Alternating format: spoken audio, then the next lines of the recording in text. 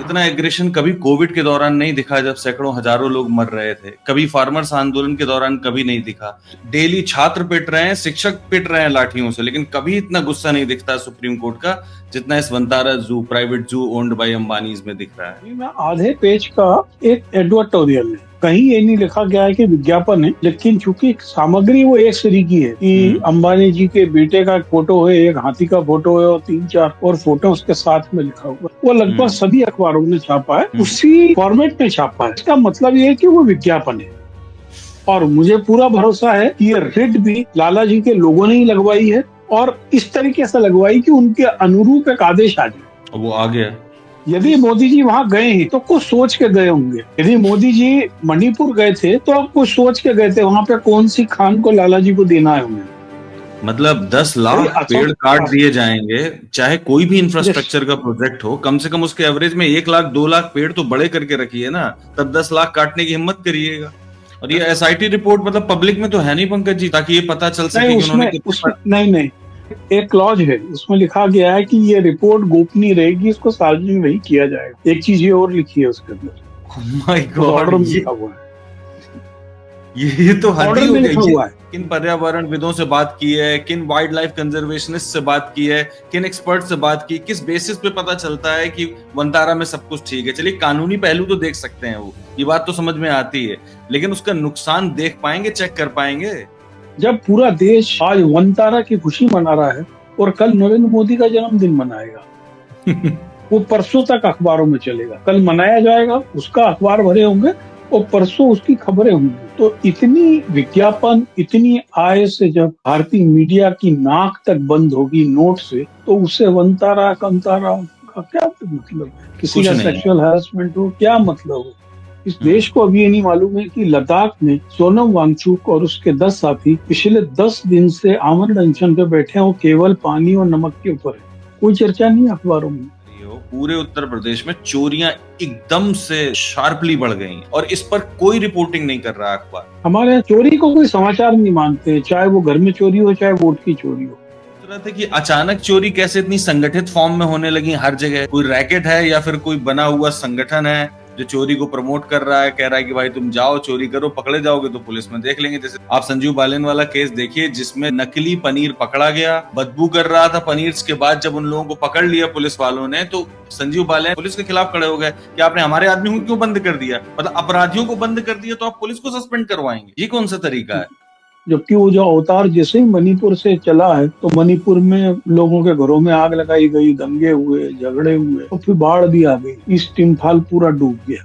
इस बार वहाँ के लोग दशहरे पे ऐसी 10 औरतों का पुतला जलाएंगे जिन्होंने अपनी पति की हत्या की, लेकिन आज तक वो समाज ने उन लोगों के पुतले क्यों नहीं जलाए जो माइनर के साथ में बलात्कार करते हुए पकड़े गए, या जिन्होंने अपनी पत्नी को दहेज के लिए मार दिया, या जो वादा करके चुनाव जीत के आए वो कभी वादे पूरे नहीं किए, या जो नशाखोरी में पकड़े जा रहे हैं। महिलाओं को क्यों चुना गया, मैं इससे थोड़ा विचलित। इस समय संभल जिले में जाकर देखे, संभल जिले के हर गांव और कस्बे में उन सभी मस्जिदों और मदरसों को नोटिस दे दिए गए और कह दिया गया कि आप सरकारी जमीन पर बने हुए और बगैर अनुमति बने हुए। यदि मैं ऐसे मंदिर गिनने लगूं तो हर 10 किलोमीटर में बने हुए 90% मंदिर आपको ऐसे ही मिलेंगे। आप वंतारा तो हो नहीं कि 1 महीने में आपकी एसआईटी बन के रिपोर्ट आ जाएगी। वंतारा का वंतारा अलग है, आप तो 3 साल नंबर ही नहीं आएगा। तो मैं ये सोच रहा हूँ कि कितनी और सत्ता चाहिए, मतलब ऑलरेडी आप 20-25 साल से सत्ता में हैं, वहां से चलिए 5 साल और सत्ता में रह लीजिएगा। मतलब जरूरी है कि लोग मरे, लोगों के बीच में हिंसा हो। इंदौर का प्रकरण सबके सामने था, हल्ला हो गया कि महाकाल की सवारी पे किसी ने थूक दिया, लोगों के घर तोड़ दिए गए। 1 साल बाद में कोर्ट से लोग बरी हो गए, कोर्ट ने बोला ऐसी कोई घटना ही नहीं। मैंने कई बार शक लगता है कि ये म्यांमार की में जो रोहिंग्याओं के साथ हुआ लगभग उसी तर्ज पर असम में किया जा रहा है। आप इस प्रकार की लव जिहाद की कहानियां गढ़ के क्या सनातन धर्म की बच्चियों को मूर्ख सिद्ध करना चाह रहे हैं, या हम सिद्ध करना चाह रहे हैं कि हमारे घरों के कोई संस्कार ही नहीं? ये तो आपने रिवर्स क्वेश्चन किया, बिल्कुल सही बात है।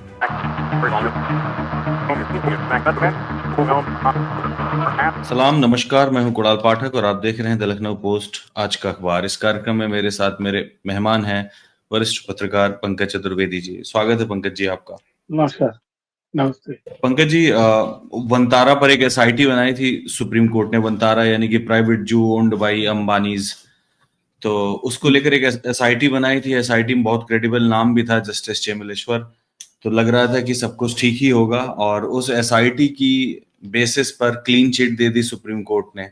और ये अहम बात नहीं लगी मुझे। इससे ज्यादा अहम बात ये है, ऐसा लग रहा है कि जैसे क्लीन चिट न सिर्फ देना था बल्कि आने वाली चीजों को भी रोकना था। सुप्रीम कोर्ट ने कहा कि further complaints on the same set of allegations won't be entertained. इतना एग्रेशन कभी कोविड के दौरान नहीं दिखा, जब सैकड़ों हजारों लोग मर रहे थे। कभी फार्मर्स आंदोलन के दौरान कभी नहीं दिखा।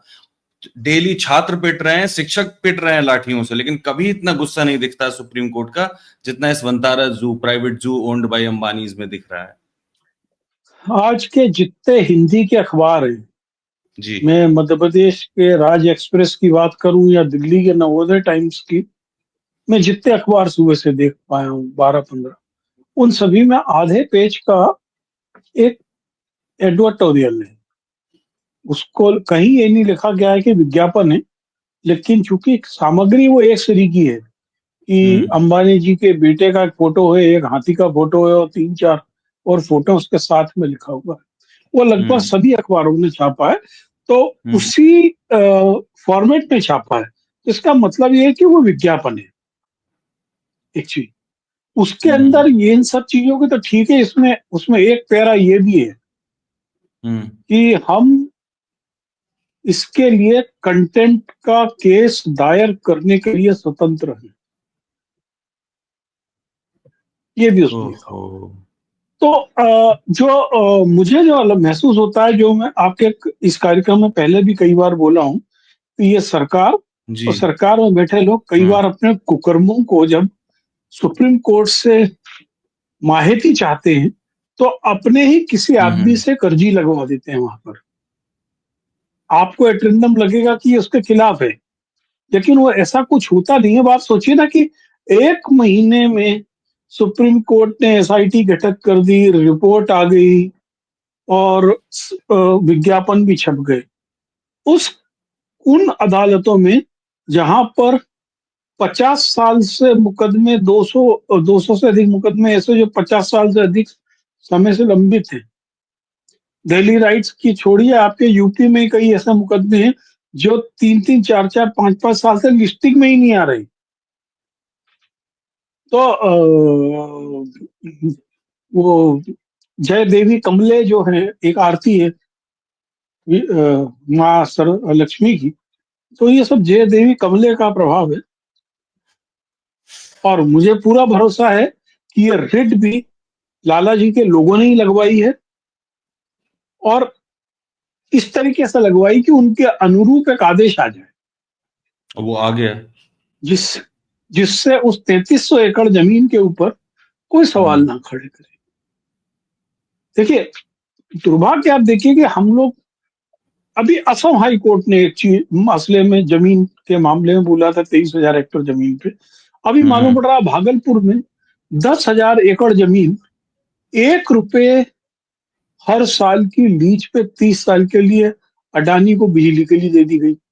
और ओ वो माय जमीन गॉड। है जिसके ऊपर 10 लाख पेड़ हैं, और उसमें अधिकांश पेड़ केवल आम के और नींबू के हैं।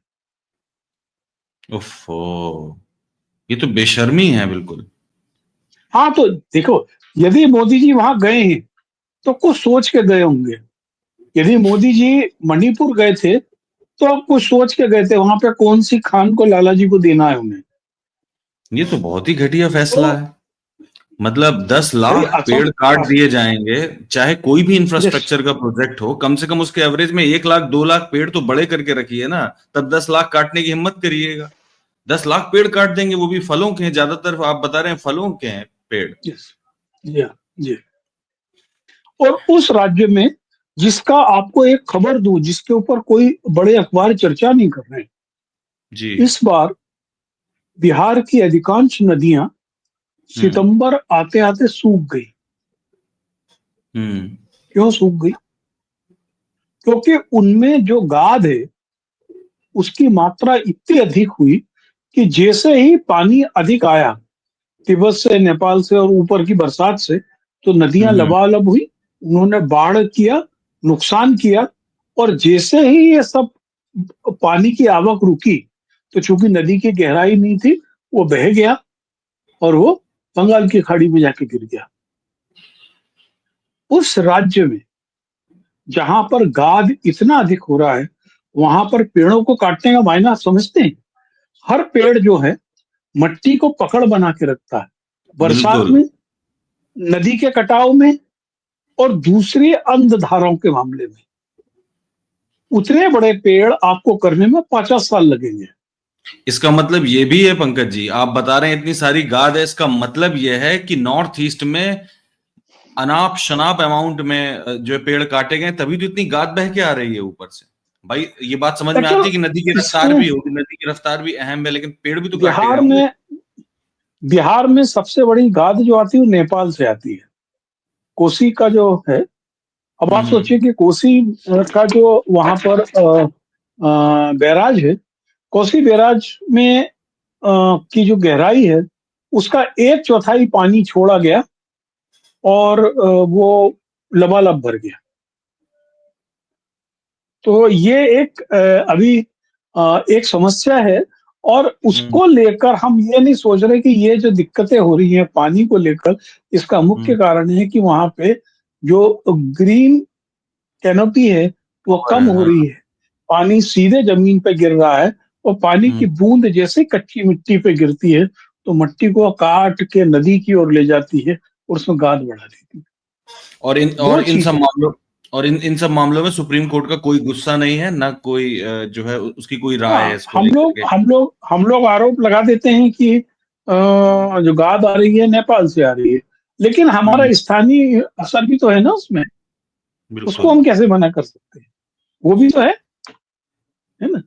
बिल्कुल तो सही ये बात है। है, लेकिन चूंकि हमारे जो समाचार पत्र हैं वो लोग इस चीज में खुश है कि लाला अंकल का आधा पेज का विज्ञापन मिल गया।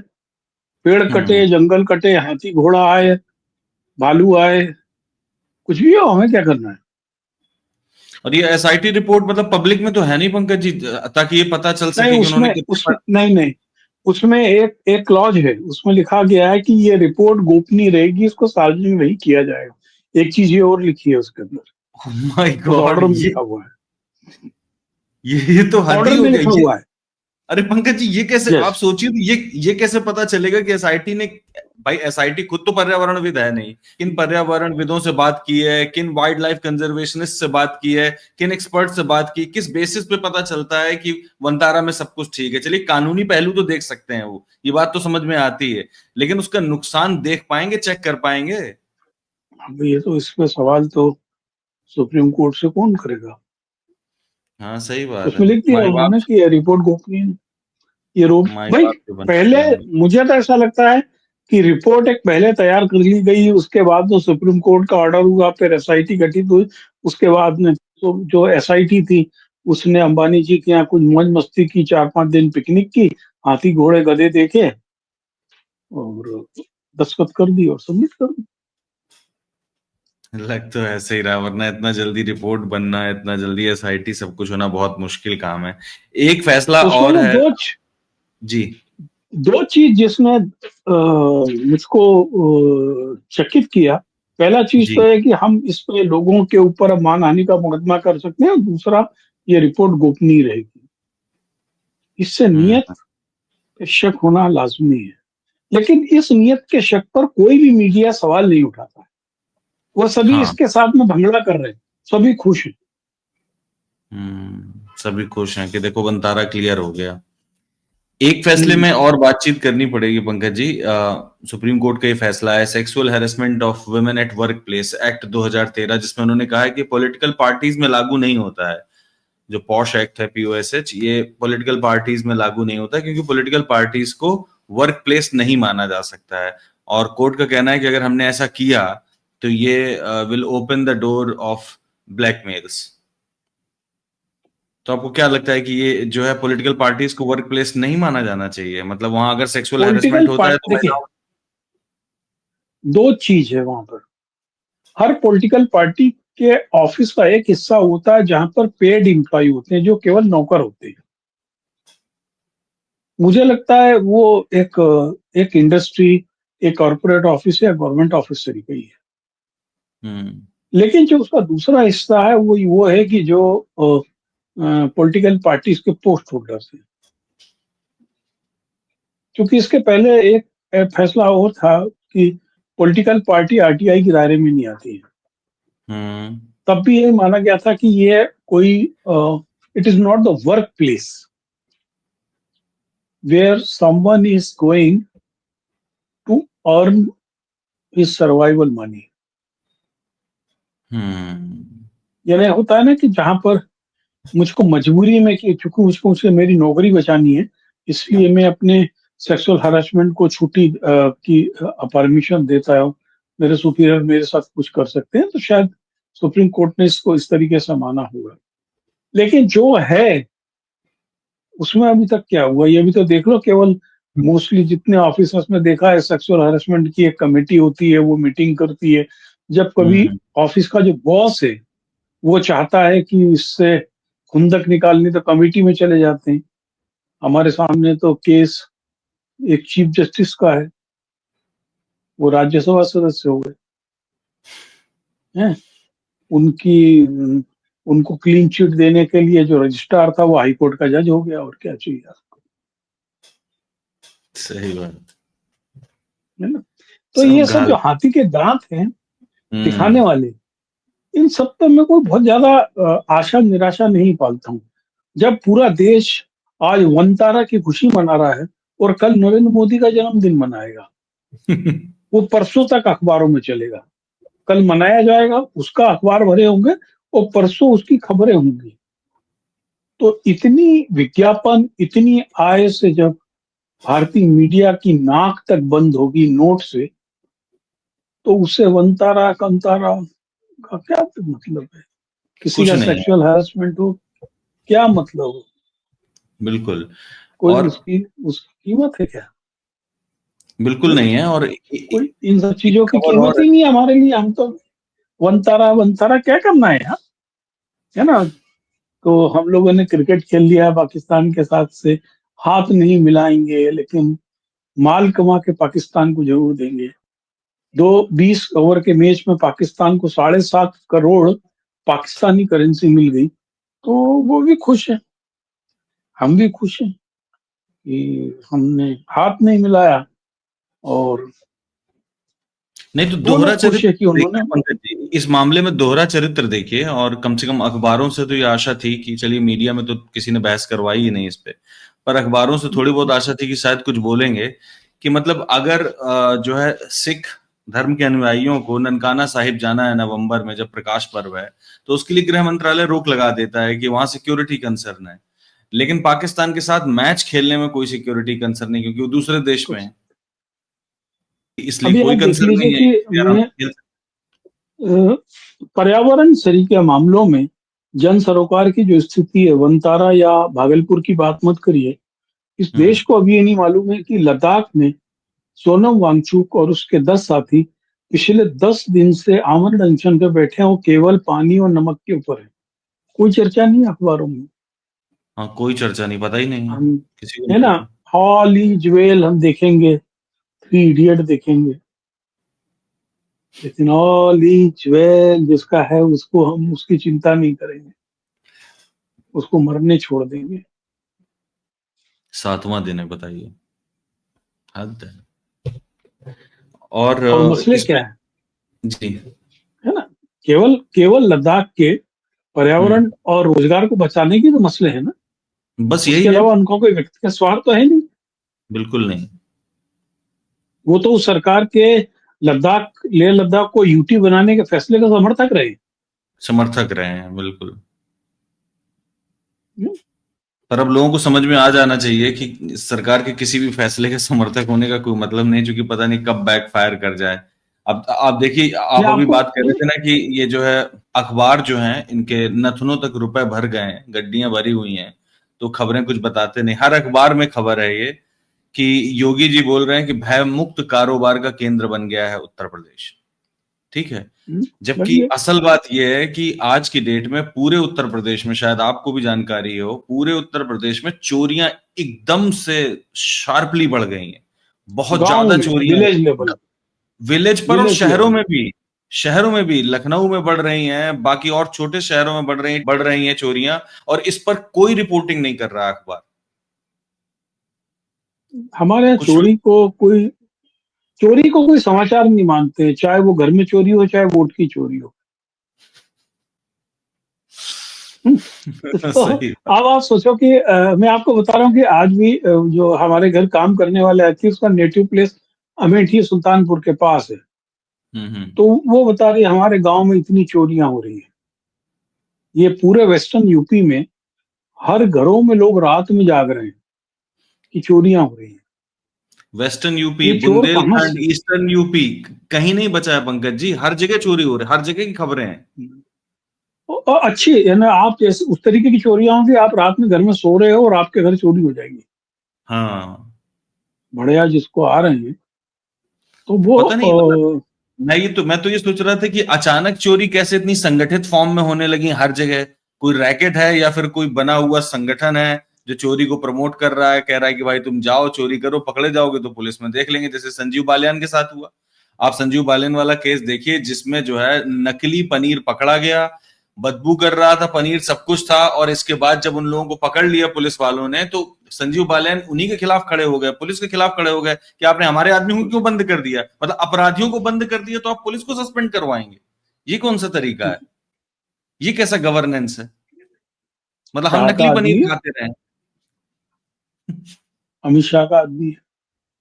अमित शाह का क्या बोल, आदमी है। और हम लोग तो पश्चिमी संविधान उत्तर के प्रदेश आदमी में। हैं। हम लोग तो संविधान के हाँ, आदमी हैं। लेकिन जो अमित शाह, नरेंद्र मोदी और मोहन भागवत तो संविधान से ऊपर की चीज हो गए ना। हाँ, आपको ये बात भरोसा तो नहीं हो तो कल के अखबार, कल हो परसों के अखबार आप देख लीजिएगा। मुझको लगता है एक दो चार संपादक के प्राण ना निकल जाए खुशी में कि भय प्रकट गोपाला दीन दयाला कौशल्या हितकारी गाते हुए सड़क पे। मुझको लगता है कल सब पत्रकारों का एक जुलूस भी निकल सकता है, क्योंकि बड़ी तैयारी चल रही है। जैसे कि मैं देख रहा था गाजियाबाद के डिस्ट्रिक्ट हॉस्पिटल में कल गार्ड को बंदर ने काट लिया। हम्म। तो वो जब मालूम पड़ा चक्कर क्या था, तो बोले कि 17 तारीख को सीटी स्कैन का उद्घाटन किया जाना है नरेंद्र मोदी के जन्मदिन में। तो हर जिले में कुछ कुछ ऐसा हो रहा है कि कहीं सीटी स्कैन, कहीं पैथोलॉजिकल लैब, कहीं कुछ है ना, जिससे कि उनकी महानता को इस तरीके से सिद्ध किया जाए कि आप तो धरती पे आए थे तो अवतार ही आए हैं। जबकि वो जो अवतार जैसे ही मणिपुर से चला है, तो मणिपुर में लोगों के घरों में आग लगाई गई, दंगे हुए, झगड़े हुए, और फिर बाढ़ भी आ गई। ईस्ट इम्फाल पूरा डूब गया। लेकिन वो जो भाषण के शब्द बोले ना, हम मणिपुर को अकेला नहीं छोड़ेंगे, प्रायोजित महानता। छोड़ दिया हम। हाँ, तो वो जो है, अब हम क्या करेंगे इसके लिए। और सभी लोग कल, मैं तो इंतजार करूंगा कि बड़े बड़े जितने संपादक हैं, वो सभी लोग कल जुलूस लेके निकले। जैसे विसर्जन की झांकी होती है ना। विसर्जन की झांकी। बर्थडे है उनका पंकज जी। विसर्जन की झांकी। आप उनका बर्थडे विसर्जन की तो झांकी बनाए दे रहे हैं। नहीं, अवतार का तो हर बार ऐसा होता है ना, अवतार हर साल विसर्जित होता है, अगली हाँ, बार फिर पैदा हो जाता ये बात तो है। अब मैं खैर आपको सही है। बताऊं कि मैं एक समाचार की ओर आपका ध्यान दिलाना चाहूंगा, जो देख के मुझे बड़ा दुख हुआ। जी। आज इंदौर के पीपुल समाचार में फर्स्ट पेज पे खबर है। उसमें लिखा है कि इस बार वहां के लोग दशहरे पे ऐसी 10 औरतों का पुतला जलाएंगे जिन्होंने अपनी पति की हत्या कर दी। यदि कोई महिला पति की हत्या में शामिल है, जैसे वो एक राजा वाला मणिपुर वाला केस हुआ था, उन सबको हम्म, लेकर के बिल्कुल। कोर्ट, अदालत, कानून अपना काम कर रहा है। लेकिन आज तक उस समाज ने उन लोगों के पुतले क्यों नहीं जलाए जो माइनर के साथ में बलात्कार करते हुए पकड़े गए, या सही। जिन्होंने अपनी पत्नी को दहेज के लिए मार दिया। या जो वादा करके चुनाव जीत के आए वो कभी वादे पूरे नहीं किए, या जो नशाखोरी में पकड़े जा रहे हैं। महिलाओं को क्यों चुना गया, मैं इससे थोड़ा विचलित था। यानी हम्म। हमारा क्या हम सभी कुकर्म मर्द कर सकते हैं, वो उसकी छूट है। और यदि औरत अपराध कर दे तो वो रावण हो गई जिसका पुतला जलाना चाहिए। मेरा एक मुझे अच्छा नहीं लगी वो समाचार। जो लोग भी इसको कर रहे हैं वो उनसे मेरा यही सवाल था कि काश उस अखबार ने ये सवाल किया होता इस खबर को लिखते समय। बिल्कुल सही बात है, अखबारों को सवाल करना चाहिए था। और एक बात और है पंकज जी, आपका कंसर्न बिल्कुल वाजिब है। और अगर औरतों ने शुरुआत से ये किया होता तो मुझे लगता है कि इस दुनिया में ऐसी कोई जगह नहीं बची होती, 1 इंच जमीन भी नहीं बची होती जहां कोई पुतला न जल रहा होता आदमी का। इतने आदमियों ने कुकर्म किए हैं, इतने अत्याचार किए हैं औरतों के साथ। लेकिन आज चंद घटनाएं घटी हैं जिनके लिए कानून है, कानून खड़ा हुआ है, संविधान है, वो उनसे लड़ लेगा, उनको सजा देगा। लेकिन उसके लिए आप उनका पुतला जला रहे हैं, जो विच हंटिंग तरीके की चीजें कर रहे हैं आप, मतलब ये तो बहुत ही घटिया दर्जे का या काम। वो भी पुलिस की हाइपोथेसिस थ्योरी पे। मैं आमतौर पर पुलिस की अधिकांश घटनाओं को सत्य नहीं मानता हूं जिस प्रकार के अपराध लिखती है। कम से कम एक साल में 10 अपराध तो केवल 8 राज्यों में ऐसे मिलते हैं कि मालूम पड़ा पुलिस ने किसी को किसी की हत्या के मामले में जेल भेज दिया, वो आदमी जिंदा आ गया। ऐसे अपराध बहुत आम है।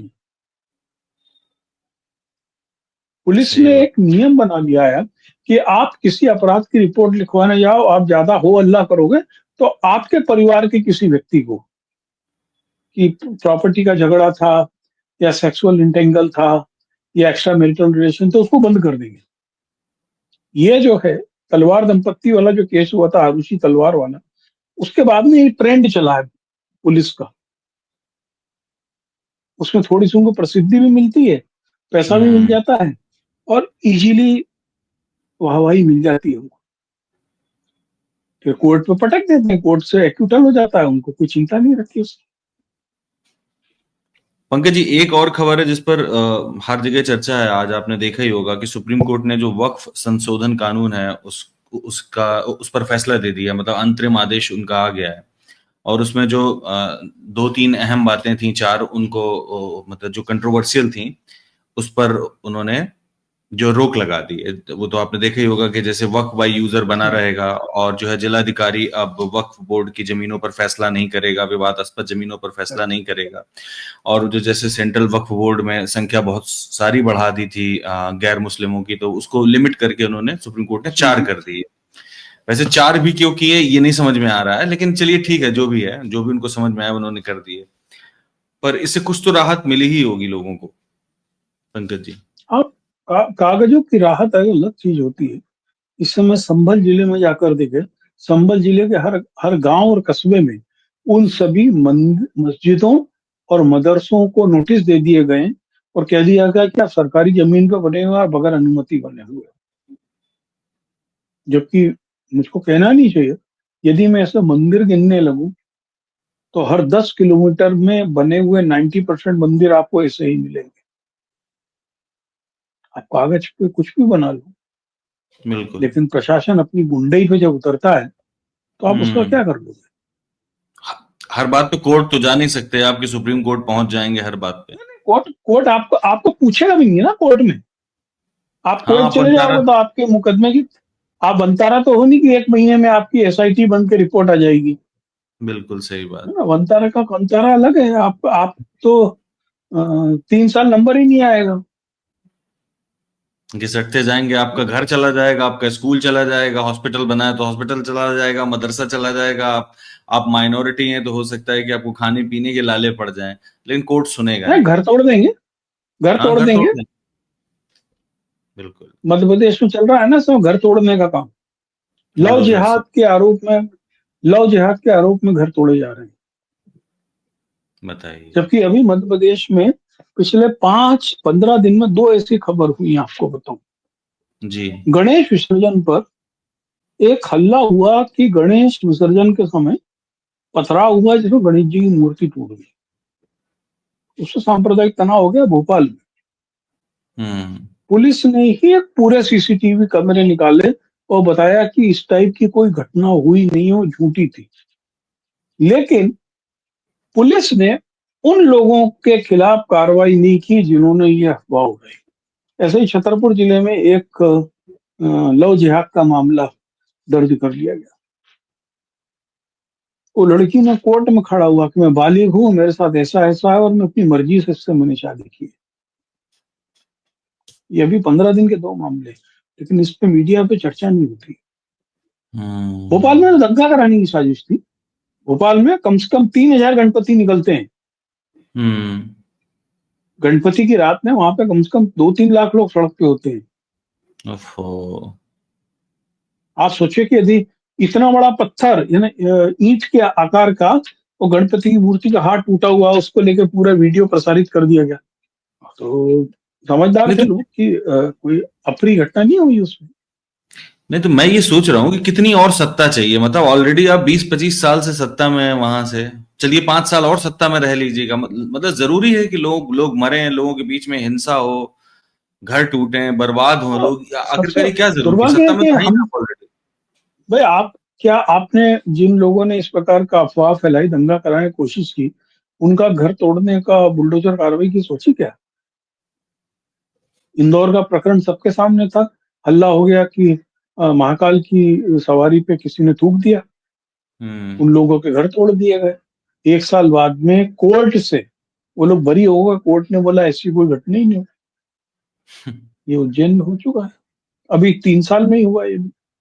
देखिए, कई राज्यों को सुनियोजित तरीके से, जैसे उत्तराखंड में यूसीसी वगैरह लाकर, असम में मुस्लिम लोगों को जिस तरीके से घरों से उजाड़ा जा रहा है, तो मैंने कई बार शक लगता है कि ये म्यांमार की में जो रोहिंग्याओं के साथ हुआ, लगभग उसी तर्ज पर असम में किया जा रहा है कि जिनका कोई देश नहीं रह जाएगा। बांग्लादेश कहेगा ये हमारे नागरिक नहीं है, हम उनको नो मेंस लैंड में खदेड़ देंगे। हम्म। रोहिंग्याओं के साथ यही हुआ ना, और ये असम में हो रहा है। और अब तो कलेक्टर को बोल दिया 10 दिन में आप घोषित कर दो और उनको खदेड़ दो। मध्य बताइए। प्रदेश में ये सब हो रहा है, लव जिहाद के नाम पर तोड़फोड़ करना। छत्तीसगढ़ हम्म। में मोर्चा ले रखा है आरएसएस और बीजेपी ने क्रिश्चियन मिशनरीज के खिलाफ। बड़े सुनियोजित तरीके से काम चल रहा है। जो आरएसएस के 100 साल का जो उनका एजेंडा है, जो मोहन हम्म। भागवत जो भाषण देते हैं, उसका कोई वास्ता नहीं है। इन सब घटनाओं से वास्ता है, इन सब का एतवार है। बिल्कुल सही कहा वो तो आपने। चूंकि केरला की नन्स थी जिनके साथ में इन्होंने उनको जेल भेज दिया।